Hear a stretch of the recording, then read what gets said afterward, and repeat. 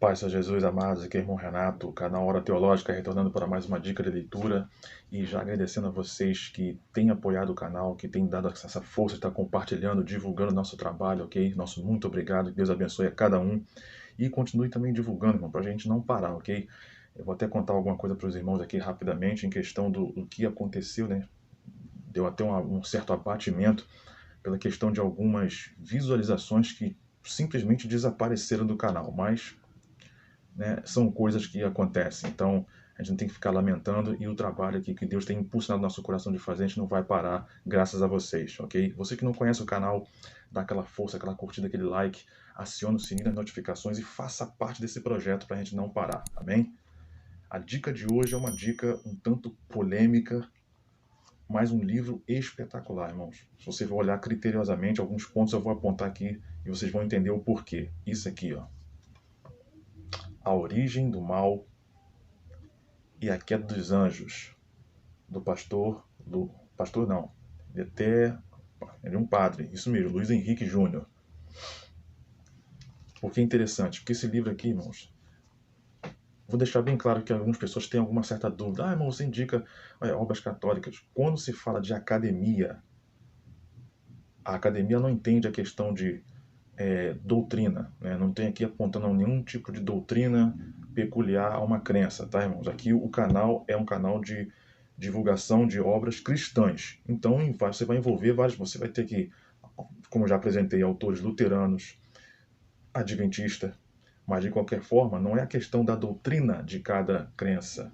O que é apontado aqui é a teologia, o que essas vertentes falam com a mesma linguagem. Então isso é apresentado no canal, tá bom? Só para tirar essa dúvida aqui que algumas pessoas podem achar que o irmão está indo para o outro lado. Não, não é nada disso. Então a gente tem que ser um tanto abrangente e está sempre peneirando as obras que estão sendo apresentadas aqui, tá? Só pela questão de esclarecimento. Então aqui é uma obra que fala o quê? Não uma doutrina peculiar de uma crença, mas aqui a angelologia, que é uma parte da teologia sistemática que abrange qualquer área do cristianismo. Então é interessante falar sobre isso porque a Bíblia fala sobre anjos, né? Então a gente não tem como correr disso. Então vamos lá. A obra, ela é curta, ela tem 3 capítulos só, né? Deixa eu apresentar para vocês aqui quantas páginas tem. 110 páginas, 110, 111 páginas. Curtinha, um livro fininho. Tá? E o que se propõe a falar aqui? No capítulo 1, ele vai falar o admirável mundo angélico. Aí vai dizer a natureza dos anjos, liturgia celeste, os anjos reflexos da glória de Deus, a hierarquia angélica, o anjo da guarda. Tá? Alguns pontos específicos aqui que eu vou estar notificando, vou estar pontuando. Capítulo 2, a origem do mal e as suas consequências. Esse capítulo aqui que é indispensável, tá? Independente do teólogo que vai falar, irmão, é sempre bom você estar com os ouvidos abertos, que a própria Bíblia vai falar o quê? Você tem que absorver, reter o que é bom, certo? Então aquilo que você vai te fazer raciocinar, vai testificar, vai edificar a sua vida, o seu conhecimento, é bom que você realmente preste um pouquinho de atenção nesses pontos aqui. Vai falar o problema do mal. Quem era Lúcifer? Lúcifer e seus anjos não permaneceram na verdade. E vai falar sobre o inferno, a questão da queda deles. Capítulo 3, a queda. Aí começa a parte final. A apostasia dos anjos, a rejeição de Lúcifer ao mistério da encarnação, a cruz de Cristo, vitória escatológica sobre o mal. Vamos lá. Vamos rapidamente, que eu apontei aqui algumas páginas interessantes aqui. Marquei até aqui a página 71. Isso aqui, irmão, que eu vou falar que eu nunca ouvi falar, né? O que eu vou falar aqui, realmente, eu nunca ouvi falar na Bíblia. Então, assim, cabe a questão de você, criteriosamente, aceitar, rejeitar, é de cada um. Eu tenho meu ponto de vista, ok? Eu realmente tenho coisas aqui que eu não concordo, mas tem muita coisa boa aqui. Isso aqui é algo de novidade. Muitas dessas potências divinas que haviam se afastado devido ao livre-arbítrio, perfeito, em um primeiro momento voltaram à obediência divina. Mas em que consistia esta batalha? Acho que ninguém nunca fez essa pergunta, né, irmão? Como os anjos poderiam lutar entre si? Os anjos são espíritos puros, sem nenhuma corporeidade. São dotados de uma inteligência luminosa e são imortais. Lembrando que imortalidade e eternidade tem uma diferença. Eternidade é aquilo que não tem começo nem fim. Os anjos tiveram começo. Eles foram criados. Imortalidade porque não tem fim. Foram criados para esse propósito. Aí vamos lá. Então, como se pode compreender esse combate entre os anjos e quais armas foram usadas? Se os anjos são espíritos, o único combate que se pode travar entre estes seres celestiais é o intelectual. Como é que eu posso provar isso? Assim, é um dado interessante porque realmente o autor vai falar aqui que realmente ele não tem corpos. Né? Pode ser uma guerra corporal.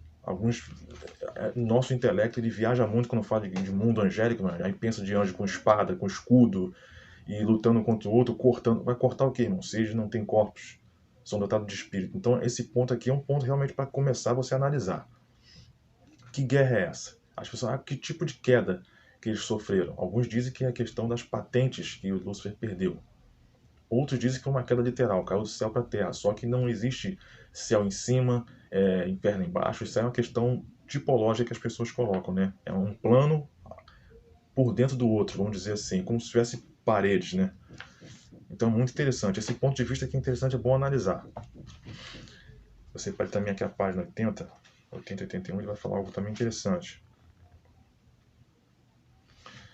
Esse aqui eu já fiquei meio receoso.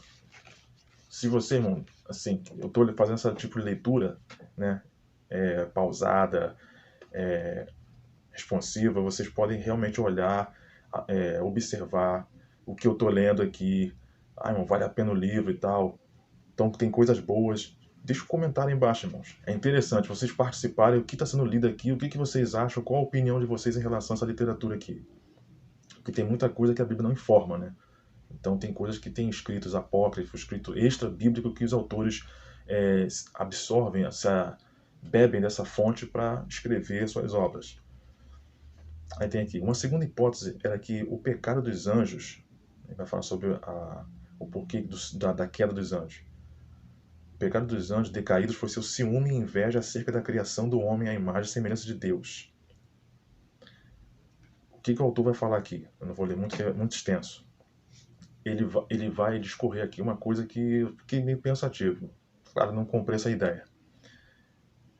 Ele vai dizer o seguinte, que a partir do momento que Jesus faz se dispor da sua divindade, não da sua divindade, né? Da sua soberania, do seu poder, e vai se revestir em carne, se fazer igual a um homem, então passa-se, na cabeça do autor, passa-se na cabeça dos anjos, na mentalidade dos anjos, que deveriam ainda continuar se curvando diante de um Deus que se torna como alguém corporeamente, como um ser humano que é uma criatura menor do que eles. Bom, essa ideia a gente não vê na Bíblia. Isso aqui eu posso dizer assim, o que a gente chama de teologia especulativa, né? O autor vai especular assim, onde podemos ter certeza. A Bíblia não fala sobre isso. Apesar de dar alguns resquícios de ideia, não tem como cravar essa ideia totalmente. Mas também é interessante, porque ele vai dizer aqui, os que sustentam essa teoria são os pais da igreja, alguns, né? Justino Marte, Tertuliano, Cipriano, Ireneu de Lyon e Gregório de Nissa. Né? Só para a gente ficar aqui com essa pulguinha atrás da orelha e começar... É bom a gente ler algumas coisas que fogem um pouco do nosso intelecto e faz a gente raciocinar sobre isso. Né? E eu gravei também uma coisa aqui na página 41, eu marquei aqui, para o vídeo não ficar extenso, não ficar cansativo para os irmãos. Mas aqui é um livro interessante, que os irmãos falam, não dá para comprar e tal. Por isso que eu estou realmente indicando, porque é uma obra que, por mais que você não vá comprar a ideia que a Bíblia não fale tudo sobre os anjos, é interessante você ter algo sobre angelologia. Seja de qualquer vertente. Você vai analisar aquilo que é bom, que você vai reter, e o que não for, irmãos, sem problema nenhum, com tranquilidade, você pode rechaçar. A página 41 ele vai falar aqui sobre a questão do mal. No que diz respeito à natureza do mal, ele não tem ser em si mesmo. O mal não é uma coisa, teologicamente falando, mas a falta de algo. Isso aqui é interessante porque Agostinho já falava sobre isso. O mal não existe em si mesmo como uma substância, realmente, não é um elemento. O mal sempre se mostra em um ser concreto, isto é, o diabo, enquanto ser foi criado bom. No que diz respeito à sua degradação, se deformou por sua má vontade. Sendo assim, não existe a essência do mal como ser. O mal não existe por si mesmo, mas somente como deficiência e privação de algo. Agostinho ele vai falar lá nas suas confissões que o mal é a ausência do bem. Alguns não concordam. Em certo sentido, ele tem razão. Claro que a gente vai compreender, cada um tem um ponto de vista diferente. Mas a partir do momento que você tem a lei natural, né, a lei moral de Deus, por isso que o pecado fala-se sobre errar o alvo. Qual o alvo? É a ordem de Deus para seguir dentro da lei moral. A partir do momento que o homem sai dessa lei moral, ele já erra o alvo, definido por Deus, e quando ele cai dessa linha, sai dessa linha, ele fatalmente ele cai em pecado, porque aquilo que não está prescrito por Deus já é pecado. Então é muito interessante. Então, o que é prescrito como correto, né, que é o bem, então quando se ausenta disso, algum pensamento, alguma prática, alguma atitude fora daquilo que é a naturalidade do que Deus prescreve, então já cai como mal. Então, não tem, nesse sentido, resumindo, não tem como a pessoa fugir do mal, né? É muito interessante. Então aqui, a questão também do livre-arbítrio ele vai tocar, porque ele vai falar também do mau uso do livre-arbítrio, ele vai fazer uso de Agostinho também, que ele vai falar sobre o livre-arbítrio, vai falar sobre Tomás de Aquino também vou falar sobre essa obra do livre-arbítrio, que também ele cita aqui a questão do mau uso do livre-arbítrio, né? Tanto homens quanto anjos tiveram livre-arbítrio e fizeram mau uso deles, né? E por isso decaíram da sua graça, da sua criação original. Okay? Então, ó, muito interessante essa obra. Não esquecendo, tá? É da editora Eclésia. Alguns falam Eclesiae, Eclesiae, Eclésia. Vou falar Eclésia, tá bom? A origem do mal é a queda dos anjos. Fica aí a dica. Ok, queridos? Vou deixar aqui no link da descrição, tá? Como você conseguir essa obra, que é fácil, e é uma obra também barata, também de fácil leitura, de fácil acesso. Amém, querido? Muito obrigado por ter ficado com a gente até agora. Fique com Deus, até o próximo vídeo.